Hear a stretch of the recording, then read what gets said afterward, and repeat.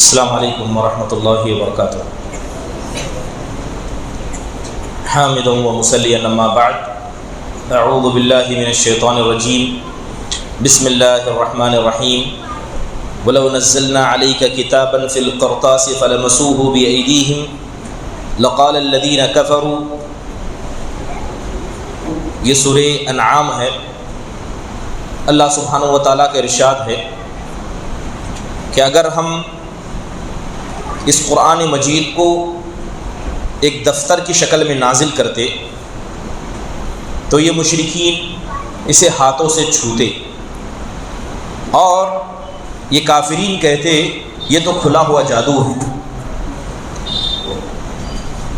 سورہ انعام، اس سورت کو سورہ انعام اس لیے کہا جاتا ہے کیونکہ اللہ تبارک و تعالیٰ نے اس میں مشرکین مکہ کے جانوروں کے تعلق سے جو عقیدہ تھا، خاص کر قربانی کے جانوروں کے تعلق سے، اس کا بڑا تفصیلاً ذکر کیا ہے۔ جو جانور کے پیٹ میں ہوتا اسے اپنے بتوں کے لیے خاص کر دیتے، بسا اوقات اس کا حق مردوں کو دیتے، عورتوں کو گوشت سے محروم کر دیتے، جانوروں کا بعض حصہ بعض کے لیے خاص کر دیتے۔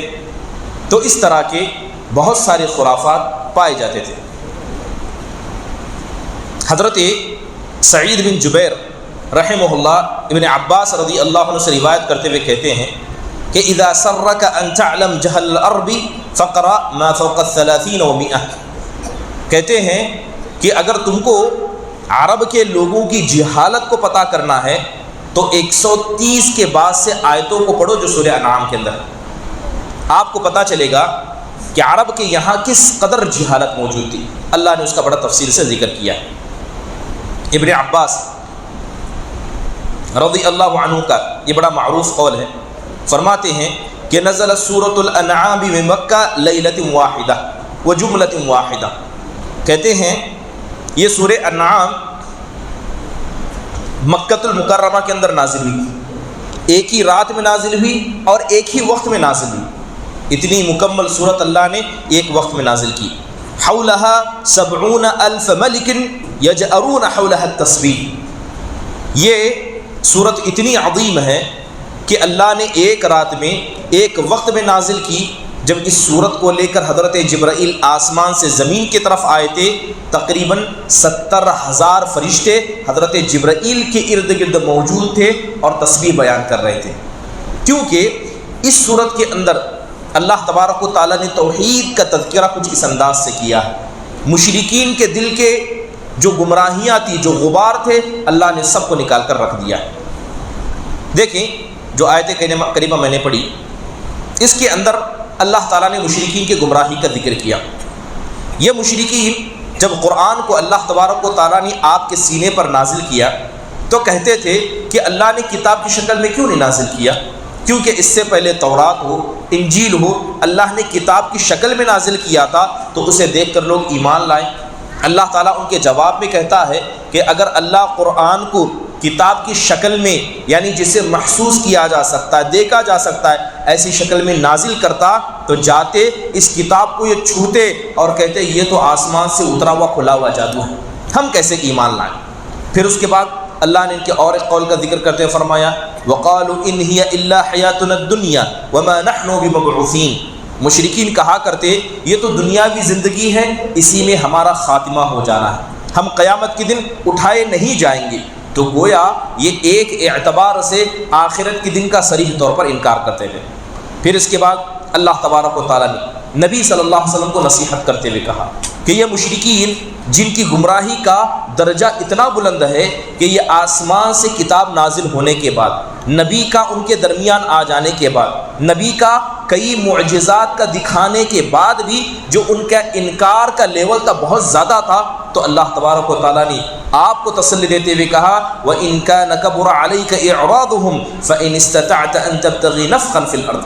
اللہ کہتا ہے کہ اے نبی صلی اللہ علیہ وسلم، یہ جو مشرکین آپ کی بات کو نہیں مانتے ہیں، اسلام کو قبول نہیں کرتے ہیں، اگر ان کا اعراض، ان کا آپ کی بات کو نہ ماننا اگر آپ کے نفس پر بھاری پڑتا ہے تو آپ جائیے کوشش کیجئے کہ زمین میں کسی سرنگ کو کھود دیں، یا کوشش کیجئے کسی ایسی سیڑھی کو جس کو آسمان تک پہنچایا جا سکے۔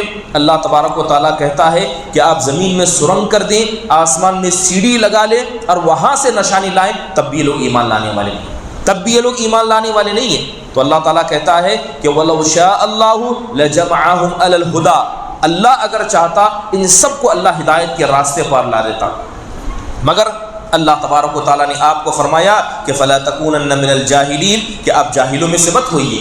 اگر یہ لوگ آپ کی بات کو نہیں مانتے ہیں، آپ کی اتباع نہیں کرتے ہیں، تو آپ ان کے پیچھے پڑ کر اپنی جان کو ہلاک مت کیجئے۔ اگر آپ ایسا کریں گے تو آپ جاہلوں میں سے ہو جائیں گے۔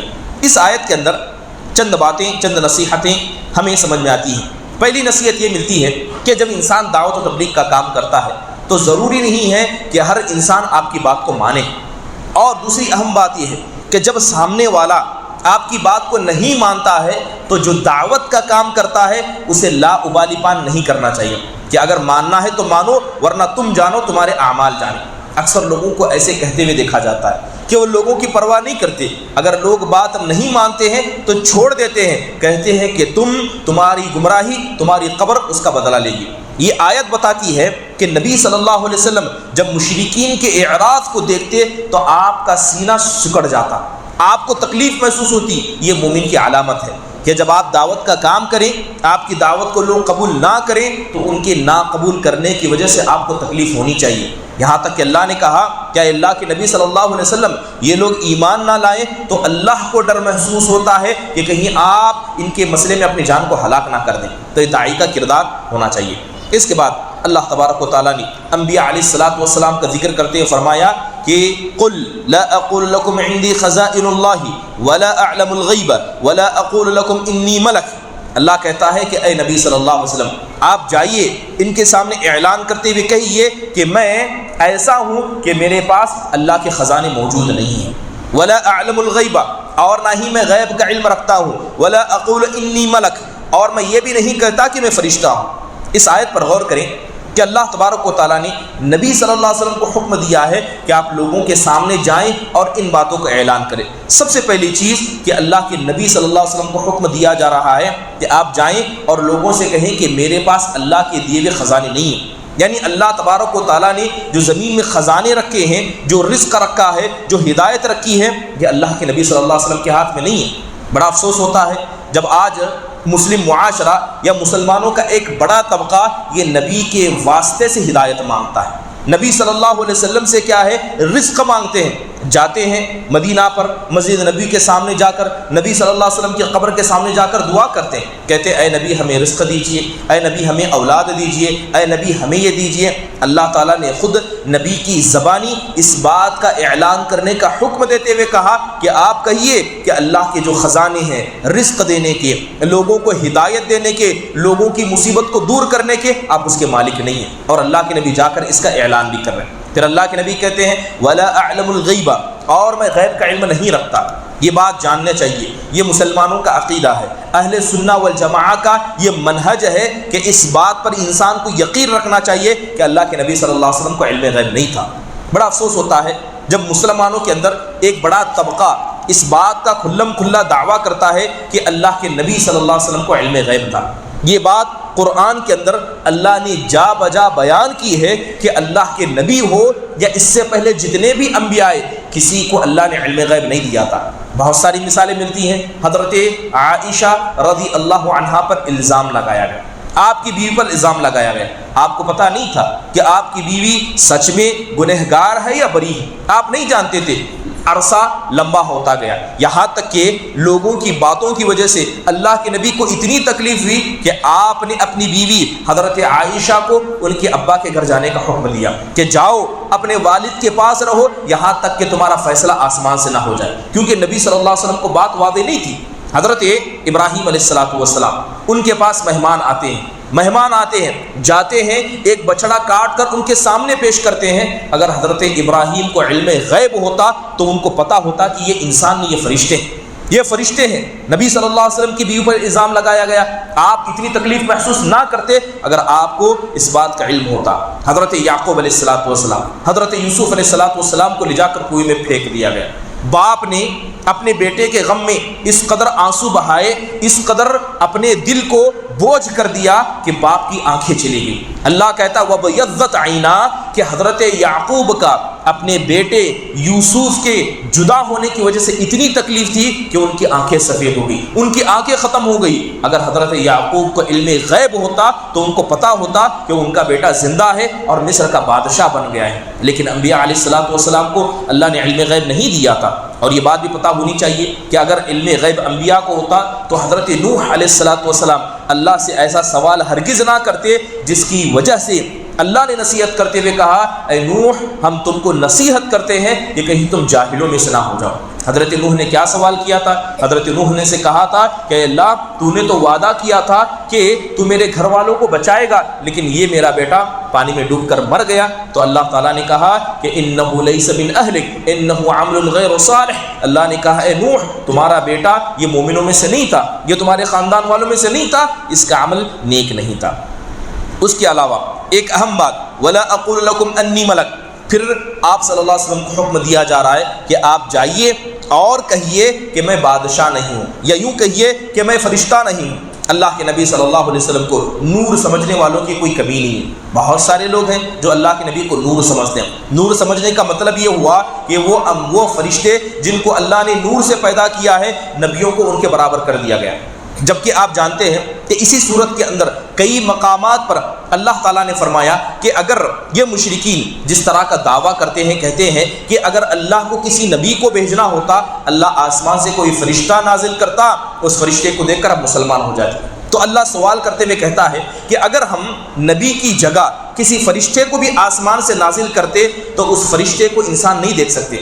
اللہ نے انسان کی آنکھوں کو بوجھل کر دیا ہے، اوجھل کر دیا ہے کہ وہ فرشتوں کو دیکھ نہیں سکتے، تو لہذا اللہ اس فرشتے کو انسان ہی بنا کر تمہارے سامنے لاتا تاکہ تم اسے دیکھ سکو۔ اب وہ فرشتہ ہے لیکن انسان کی شکل میں ہے تو تم پھر شک میں مبتلا ہو جاتے، یہ تو انسان، یہ فرشتہ کیسے ہوا؟ تو اللہ تعالیٰ نے کہا یہ تمہاری گمراہی ہے کہ تم ایسے چیز کا سوال کرو جس کو دیکھنے کی تم طاقت نہیں رکھتے۔ تو اللہ تعالیٰ نے اپنے نبی سے کہا کہ آپ جائیے اور کہیے کہ میں فرشتہ نہیں ہوں، میں فرشتہ نہیں ہوں۔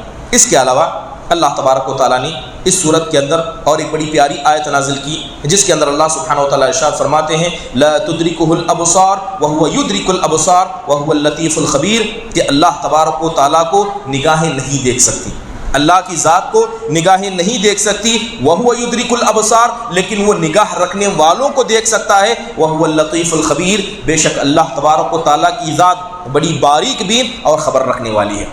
یہ بات واضح رہے کہ دنیا کے اندر کسی انسان کی آنکھوں میں، یا یوں کہیں کہ اللہ تبارک و تعالیٰ کی تجلی یا اللہ تبارک و تعالیٰ کو دیکھنے کی طاقت انسانوں کی آنکھوں میں نہیں ہے۔ اسی لیے دیکھیں کہ یہ بڑا سوال اٹھایا جاتا ہے اور بہت سارے لوگ اس بات کا عقیدہ رکھتے ہیں کہ اللہ کے رسول صلی اللہ علیہ وسلم نے معراج کی رات میں، اسراء کی رات میں اللہ کو دیکھا تھا، اور بہت سارے لوگ اس بات کا عقیدہ بھی رکھتے ہیں۔ صحیح مسلم کے اندر اما عائشہ رضی اللہ عنہا سے بڑی ایک پیاری حدیث ہے۔ حضرت عائشہ کہتی ہیں کہ من زعم بأن محمد صلی اللہ علیہ وسلم ابصر ربہ فقد کذب، کہتی ہیں کہ جس انسان نے یہ عقیدہ رکھا کہ اللہ کے نبی نے اللہ کو معراج کی رات میں دیکھا تھا، اس نے جھوٹ کہا، اس نے جھوٹ کہا۔ بلکہ دوسری روایت میں یوں فرماتی ہے کہ جو آدمی یہ گمان کرتا ہے کہ اللہ کے نبی نے ان تین چیزوں کو کیا ہے، اس نے اللہ کے نبی پر الزام لگایا۔ سب سے پہلی چیز، جس نے یہ گمان کیا کہ اللہ کے نبی نے اللہ کو دیکھا ہے، اس نے اللہ کے نبی پر الزام لگایا۔ جس نے یہ کہا کہ اللہ کے نبی کو علم غیب تھا، اس نے اللہ کے نبی پر الزام لگایا۔ اور تیسری چیز، جس نے یہ گمان کیا کہ اللہ کے نبی نے اللہ تعالیٰ کے فرمان میں سے کسی چیز کو چھپا لیا، پوری باتوں کو اللہ کے نبی نے نہیں بتایا۔ کہتے ہیں کہ جس نے ان تین چیزوں کا گمان کیا، یقیناً اس نے کیا ہے، اللہ کے نبی پر الزام لگایا۔ اس لیے حضرت ابو سعید خدری رضی اللہ عنہ سے ایک روایت آتی ہے، اگرچہ اس روایت پر کلام ہے، وہ کہتے ہیں کہ لو ان الجن والانس والشیاطین والملائکۃ منذ خلقوا الى ان فنوا صفوا صفۃ واحدہ ما احاط اللہ باللہ بیدہ۔ فرماتے ہیں کہ جتنے انسان اللہ تعالیٰ نے پیدا کیے، جتنے جنات اللہ نے پیدا کیے، جتنے فرشتے اللہ نے پیدا کیے، اگر یہ سب کے سب قیامت تک آنے والے جب سے پیدا کیے ہیں جب تک قیامت تک آئیں گے، سب کے سب ایک صف میں لائن سے کھڑے ہو جائیں، تب بھی یہ اللہ کی قدرت کا احاطہ نہیں کر سکتے، یہ اللہ کی قدرت کا احاطہ نہیں کر سکتے۔ ابن امام اکرمہ رضی اللہ عنہ سے پوچھا گیا کہ بتائیے کہ اللہ کو دیکھنا دنیا میں ممکن ہے؟ تو کہتے ہیں کیا تم اس آسمان کو دیکھ سکتے ہو؟ تو سامنے والا کہتا ہے کہ ہاں میں اس آسمان کو دیکھ سکتا ہوں۔ تو سوال کرتے ہوئے کہتے ہیں کیا اس مکمل آسمان کو ابھی دیکھ سکتے ہو؟ کہا کہ نہیں۔ تو کہتے ہیں کہ وہ رب جو ان آسمانوں سے بڑا ہے، ساتوں آسمان سے بڑا ہے، اپنی کرسی سے بڑا ہے، اپنے عرش سے بڑا ہے، تو تم نے کیسے تصور کر لیا کہ اتنے بڑے رب کو تم ان نگاہوں سے دیکھ سکتے ہو؟ اللہ تعالیٰ کو دیکھنا اس دنیا کے اندر ممکن نہیں ہے۔ اور اس کے تعلق سے بہت ساری روایتیں، حضرت موسیٰ علیہ السلام کا قصہ، حضرت موسیٰ نے اللہ سے درخواست کی، اللہ سے درخواست کرتے ہوئے کہا کہ رب میں تجھے دیکھنا چاہتا ہوں۔ موسیٰ علیہ السلام کوئی معمولی نبی نہیں تھے، اللہ نے بڑا بلند مقام ان کو عطا کیا تھا۔ اللہ نے کہا کہ موسیٰ لن ترانی، آپ مجھے نہیں دیکھ سکتے، لیکن میں ایک تجلی اس پہاڑ پر چھوڑوں گا، اگر یہ پہاڑ میری تجلی کو برداشت کرنے کے لائق ہو سکتا ہے تو ہو سکتا ہے تم مجھے دیکھ لو۔ جیسے ہی اللہ نے تجلی چھوڑی وہ پہاڑ ریزہ ریزہ ہو گیا۔ تو اس بات کا عقیدہ انسان کو رکھنا چاہیے، نہ کوئی انسان ہے، نہ کوئی جن ہے، نہ کوئی فرشتہ ہے جو اللہ سبحانہ و تعالیٰ کو دیکھ سکتا ہے، اور نہ ہی نگاہوں میں اللہ نے اتنی طاقت رکھی ہے کہ اللہ کو کوئی دیکھ سکتا ہے۔ رہا مسئلہ کہ جنت کے اندر مومنین اپنے رب کے فضل سے اللہ کو دیکھیں گے، لیکن اس وقت مومنوں کی حالت الگ ہوگی، اس وقت کا ماحول الگ ہوگا، اور اس وقت کی نعمتیں جو اللہ دے گا وہ الگ ہوگا۔ لہذا یہی کچھ بنیادی باتیں اس صورت کے اندر ذکر کی گئی ہیں۔ اللہ تعالیٰ سے دعا ہے کہ اللہ تبارک و تعالیٰ ہمیں صحیح ایمان، صحیح عقیدہ اور صحیح منہج کی توفیق عطا فرمائے، آمین۔ وآخر دعوانا الحمد للہ رب العالمین۔ السلام علیکم ورحمۃ اللہ وبرکاتہ۔